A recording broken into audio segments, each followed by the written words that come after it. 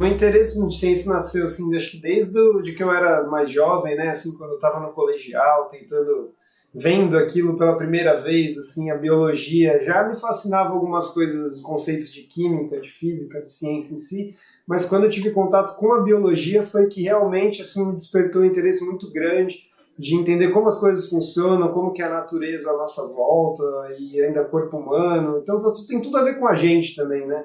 Então eu acho que foi daí que me despertou, principalmente quando eu vi aquelas coisas que hoje em dia eu trabalho, né, que são ferramentas, moléculas, coisas moleculares assim, envolvidas com todos os processos moleculares que existem, então foi aí que eu comecei a me fascinar bastante por essa parte de ciência. Porque no colegial acho que é difícil de chegar a informação pra gente, né? Quem são os cientistas? Parece ficar meio distante, porque a gente está acostumado com figuras como, por exemplo, Einstein, ou astrônomos. A gente não está acostumado a ver que o cientista é uma pessoa que às vezes está do nosso lado no metrô, no ônibus, em qualquer lugar da cidade. Então, assim, quando eu estava na faculdade, que eu comecei a estagiar em laboratório, que eu falei, nossa, isso são cientistas, sabe? São pessoas comuns, são pessoas que têm suas próprias vidas, não são loucas só, porque todo mundo acha que cientista é louco, né? Mas então eu acho que daí que eu comecei a ver uma perspectiva de carreira, de profissão mesmo, que eu uniria o que eu gosto de fazer, né? Uma paixão que eu tenho, junto com o profissional mesmo de seguir aquela carreira e tentar levar minha vida com sustento à ciência. Aí eu comecei, como eu falei, já despertei esse interesse no colegial, né? E aí eu estava muito na dúvida o que eu ia fazer. Eu sabia que eu queria fazer alguma coisa relacionada com biológicas, mas ao mesmo tempo, geralmente as pessoas pensam em medicina, que acho que tem mais contato, só que eu também não queria ter aquela vida de médico e de ficar no hospital o dia inteiro, ver pessoas sofrendo, então eu queria trabalhar com alguma coisa relacionada com a parte biológica, só que não necessariamente na medicina, né? Então eu acabei optando por fazer biologia, que eu acho que se enquadrava bem, e aí eu comecei a fazer minha graduação lá na Unesp em Botucatu. Depois que eu comecei a fazer a graduação, eu naturalmente me interessei mais por essa área molecular mesmo, e eu comecei a estagiar no laboratório da professora Maria Isabel Cano, onde eu fiz minha iniciação científica. Lá eu aprendi o comecinho, o beabá da ciência mesmo, como as coisas funcionavam. É muito diferente do que a gente acha que funciona. E aí agora, daí depois disso, terminei a iniciação, adorei o trabalho. Aí vim aqui para São Paulo, lá trabalhava com telômero em leishmania, né, que é um outro protozoário, bem parecido com o tripanossoma, assim, são primos, vamos dizer. E aí depois vim para São Paulo aqui com a doutora Maria Carolina para tentar continuar nessa área, me envolver mais com esse tema, né?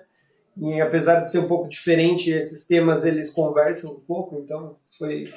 E aí eu vim fazer mestrado aqui, agora estou no meio do doutorado, até pretendo ir para fora agora nesse 2017, né? Porque é muito comum essa ida e vinda na ciência para tentar internacionalizar e a ciência é uma conversa, né? Então eu acho que todas as experiências que você passa com qualquer pessoa, você aprende muito, principalmente internacionalmente, onde lá as coisas caminham com mais velocidade. Ou para Dundee, na Escócia, que lá tem a University of Dundee, lá tem um pesquisador que trabalha com umas coisas relacionadas com o que a gente faz e a técnica que ele faz lá a gente não tem aqui, então eu vou aprender a fazer isso lá e conseguir contribuir melhor com o meu trabalho. Isso é uma parte do doutorado, né? Esse tipo de saída chama doutorado sanduíche, que se você pensar na ideia do sanduíche é isso mesmo, né? Como se o pão fosse o Brasil e o hambúrguer, por exemplo, fosse lá fora. Então, começo aqui no Brasil, faço uma parte na metade lá fora e depois eu volto para o Brasil, ainda tenho que ficar um tempinho aqui para terminar o doutorado.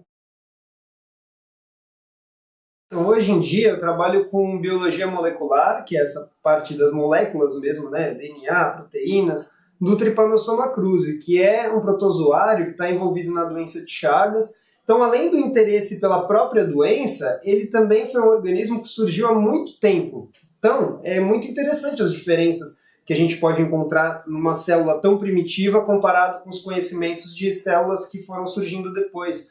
Então é interessante evolutivamente também entender qual a diferença do tripanossoma para uma célula humana, além de ter toda a importância de entender como uma célula primitiva funciona para a gente poder ter melhores alvos para medicamentos e coisas do tipo relacionadas a doenças. No meu laboratório, a gente trabalha com replicação de DNA, então a gente tenta entender como que o organismo consegue duplicar seu DNA, né, que é um evento que acontece em todas as células para depois a célula se dividir. Só que para células mais primitivas, assim, o mecanismo não é muito elucidado. Então a gente está tentando entender como esse mecanismo funciona, até porque o tripanossoma especificamente, né, assim como diversos parasitas, ele na hora que ele é a forma que vai virar a forma que infecta, ele para de replicar seu DNA. Então tem uma parada. E isso não acontece, por exemplo, com nossas células, assim. Não tem esse controle de parar, voltar. E a gente quer entender melhor como isso funciona, já que a forma infectiva para. Então se a gente entender esse mecanismo de como que um tripanossoma consegue parar sua replicação, a gente pode conseguir descobrir, assim, entender melhor como funciona a biologia dele para entender melhor depois até a própria doença, né? A gente usa, na verdade, diversas técnicas, né? Assim, não é uma técnica específica. A gente vai utilizar uma técnica de acordo com a nossa pergunta. Mas eu trabalho especificamente com proteínas, né? Então eu trabalho com uma proteína que está envolvida na replicação, no reparo de DNA, quando você tem um dano, ela também funciona. E eu utilizo praticamente quase todas as técnicas que a gente vê em livros de biologia molecular mesmo. Então, Western blot, ENSA, Southern blot, todas as técnicas mais comuns de biologia molecular a gente utiliza aqui no laboratório, mas a técnica, na verdade, ela acho que tem que ser encarada como uma ferramenta para você responder uma pergunta, sabe? Então, sim, os experimentos eles vêm depois da ideia do que você quer responder e não antes.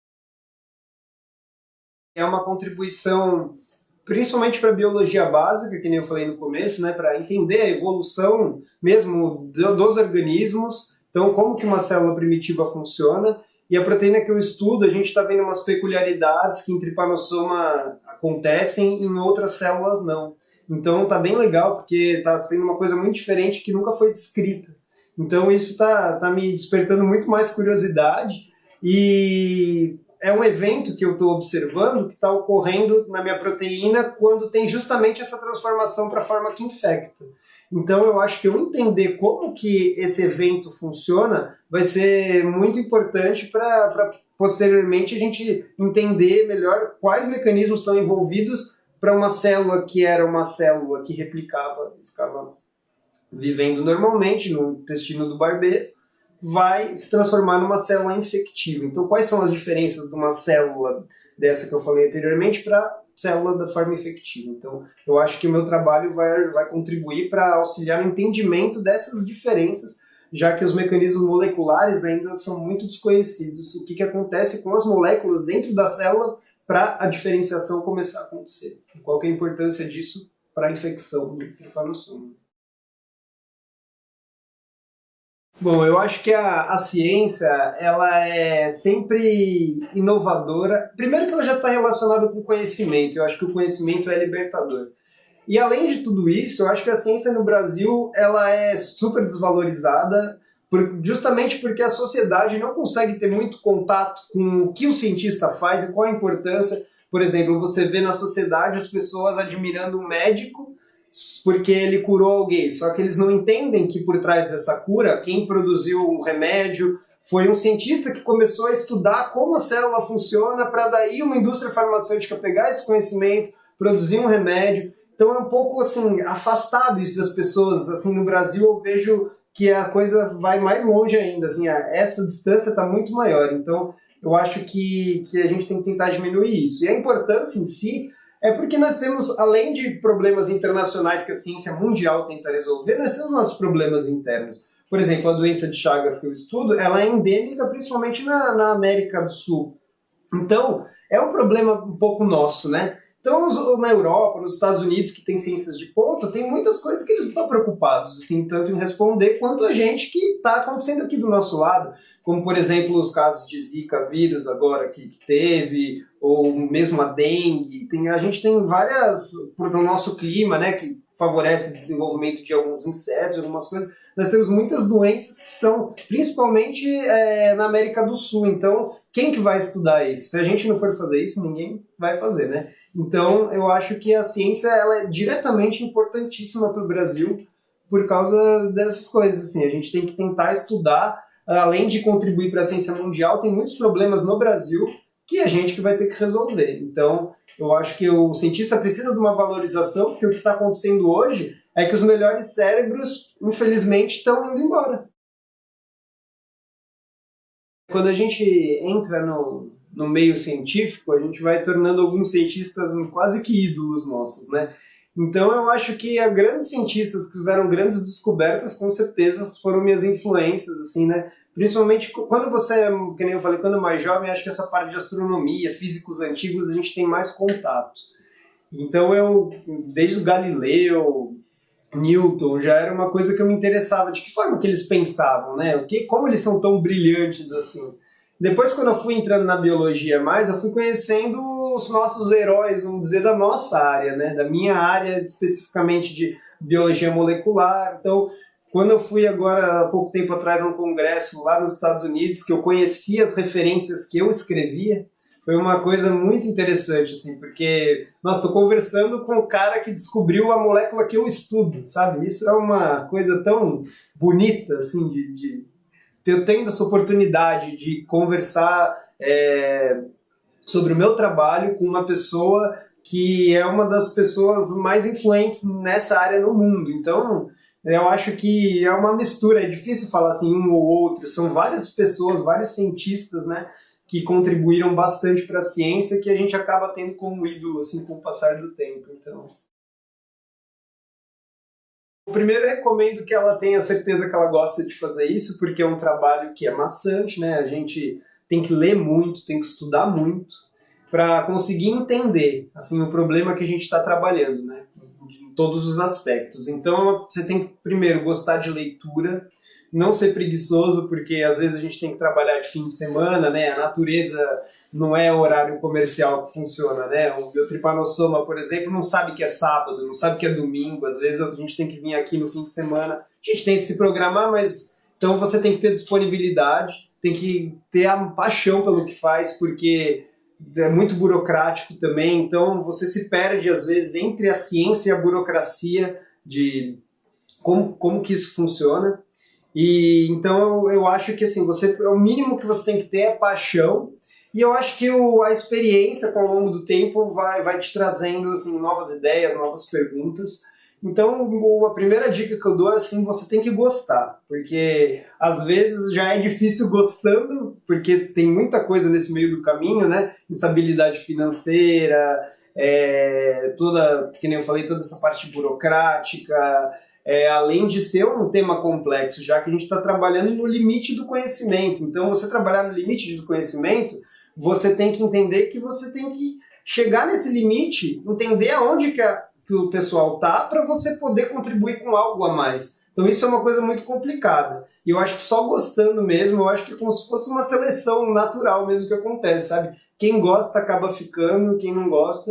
E o que eu vejo muito é que tem gente que acaba fazendo ciência porque, sabe, o mestrado estava mais fácil, depois da faculdade, e é lamentável isso porque essas pessoas lá na frente vão ver, putz, não é isso que eu queria, sabe?